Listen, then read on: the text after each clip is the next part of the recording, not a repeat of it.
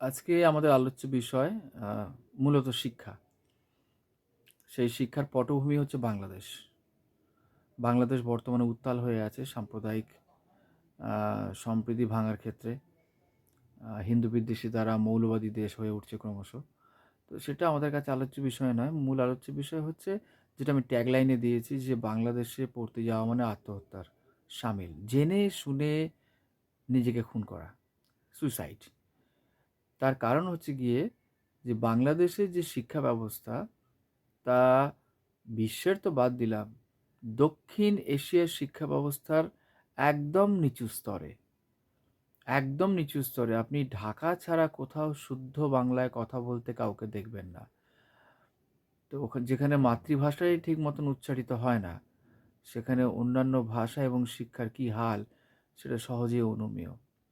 তো সাম্প্রতিককালে আমি খানিকটা ঘাটাঘাটি করে দেখেছি যে ওখানে প্রায় ১৫০ বিশ্ববিদ্যালয় আছে। নামেই বিশ্ববিদ্যালয়, অ্যাকচুয়ালি বিশ্ববিদ্যালয় গোটা ৫ এক, যার মধ্যে সবথেকে শ্রেষ্ঠ ওদের মতে ঢাকা ইউনিভার্সিটি। আ এছাড়া অন্যান্য বিশ্ববিদ্যালয় বিভিন্ন জেলাতে আছে।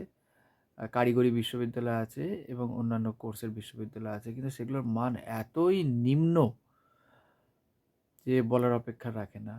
যে বিশ্ববিদ্যালয়ের যে মান উন্নয়ন কমিটি আছে, সেখানে থেকে জানা গেছে যে আ বাংলাদেশের বিশ্ববিদ্যালয়গুলিতে র‍্যাংকিং যদি আপনি দেখেন ১৪০০, ১৫০০, ১৬০০ এরকম র‍্যাংকিং।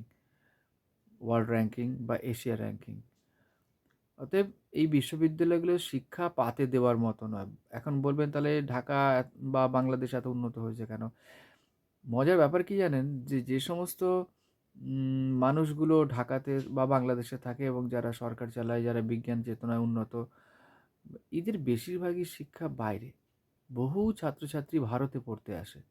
বহু। এবং ভারতের বাইরেও পড়তে যায়। তো তারা নিজের দেশে কেন পড়ে না? প্রশ্ন হচ্ছে এখানে। তাহলে আপনি কেন সেই দেশে পড়তে গিয়ে সুইসাইড করবেন?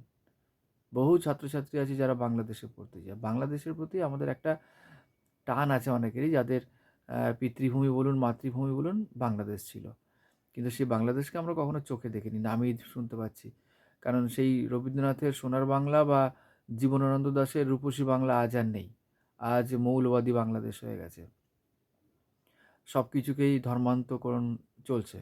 যাকগে, সেটা আমাদের আলোচ্য বিষয় নয়। শিক্ষা ক্ষেত্রেও সেটা চলছে। আপনাকে বাংলাদেশে শিক্ষা নিতে গেলে অনেক ক্ষেত্রে আগে কোরআন পড়তে হবে। এটা আমরা যেরকম প্রার্থনা করি, ওদের জাতীয় সংগীতটাকে ওরা তুলে দেওয়ার চেষ্টা করছে। রবীন্দ্রনাথকে অস্বীকার করছে, তার মূর্তি ভাঙছে। তারা দেশের স্বাধীনতাকে অস্বীকার করছে। আ জাতীয় পতাকা বদলের কথা বলছে। ঐতিহ্যটাকে পাল্টে দেওয়ার চেষ্টা করছে। তো যেখানে যে দেশের ঐতিহ্য গরিমা বিনষ্টের পথে, সেখানে আপনি গিয়ে কি শিখবেন? কোন কালচারটা পাবেন? কিন্তু আমাদের একটা মোহ কাজ করে, বিদেশ যাচ্ছি। সে প্রতিবেশী দেশ হলেও। ঘুরতে যাওয়া যায়। কিন্তু সেখানে শিক্ষা অর্জন করতে গিয়ে নিজেকে ধ্বংস করা ছাড়া আর আপনি কিছুই করবেন না। সেখানে ডাক্তারি পড়তে যান বা ইঞ্জিনিয়ারিং পড়তে যান, মনে রাখবেন বিদেশ থেকে ডাক্তারি পাস করার পরেও কিন্তু আপনাকে ভারতে এসে একখানা পরীক্ষায় বসতে হবে। যদি ভারতীয় মেডিকেল বোর্ডের সামনে আপনি পাস করতে পারেন, তবেই কিন্তু আপনি লাইসেন্স পাবেন রুগী দেখার। ইঞ্জিনিয়ারিং ক্ষেত্রেও তাই। যে বিদেশ থেকে পাস করে এলাম, I am from Bangladesh, I am from Dhaka, or like that. তার মানেই আপনি বিশাল ডিগ্রিধারী অনেক কিছু জেনে ফেলেছেন, এটা কিন্তু ভুল ধারণা। কারণ ওরা পিছিয়ে আছে আমাদের থেকে র‍্যাংকিংয়ে অনেক। ফলে ওদের যে পরিকাঠামো শিক্ষা ব্যবস্থা, সেটা এতটাই নিম্নমানের যে সেটাকে কোনোভাবেই আপনি পূর্ণাঙ্গ শিক্ষা বলতে পারবেন না। হ্যাঁ? যেখানে ভাষার মান উন্নত হয়নি, এখনও আঞ্চলিক ভাষার দাপাদাপি চলে।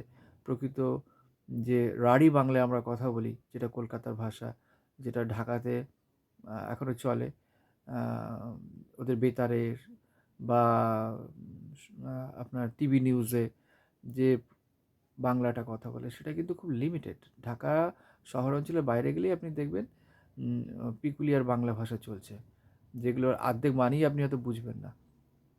তো সেখানে বিজ্ঞান, ইংরেজি, আ এই সমস্তর মান অনেক নিচুতে, অনেক নিচুতে। ওরা আমাদের দেখে শেখে। তো আপনি ওখানে গিয়ে কী শিখবেন? কিছুই না। তো ফলে আপনার জীবনটা ব্যর্থ হবে। তাই আপনি আমি এই ভিডিওর সঙ্গে দিয়ে দেবো ওদের ওয়ার্ল্ড র্যাঙ্কিংয়ের কী হাল, আপনি দেখতে পাবেন। তো সেই জন্য বললাম, ওখানে গিয়ে পড়াশোনা শিক্ষা মানে নিজের জীবনটাকে ধ্বংসের পথে এগিয়ে দেওয়া। আপনি ওখানে চাকরি করতে যেতে পারেন, আপনি ওখানে ঘুরতে যেতে পারেন, কিন্তু শিক্ষা লাভ ওখানে গিয়ে নৈব নৈব চ। ভালো থাকবেন, নমস্কার। আর পারলে আমার চ্যানেলটাকে একটু সাবস্ক্রাইব করে দেবেন। Thank you.